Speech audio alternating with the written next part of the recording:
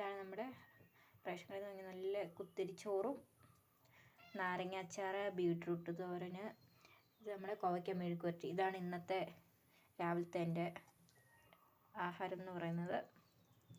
ഞങ്ങൾക്കങ്ങനെ കാപ്പിന്ന് ഇടുക്കിക്കാർക്ക് പൊതുവെ അങ്ങനെ കാപ്പിന്ന് പറഞ്ഞാൽ ഒന്നും വേണ്ട. മെയിൻ ചോറും കറികളൊക്കെയാണ്. മസ്റ്റായിട്ട് അച്ചാറും വേണം.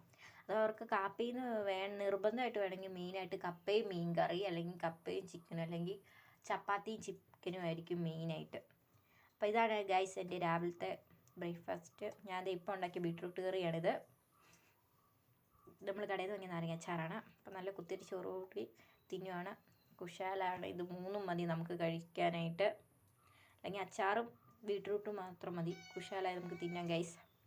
അപ്പം ഞാൻ ചോറുണ്ണാൻ പോവുകയാണ്. അപ്പം നിങ്ങൾ രാവിലെ എന്നെ കഴിച്ചതെന്ന് ചോദിച്ചാൽ കമൻറ്റ് ഇടൂ, ഷെയർ ചെയ്യൂ.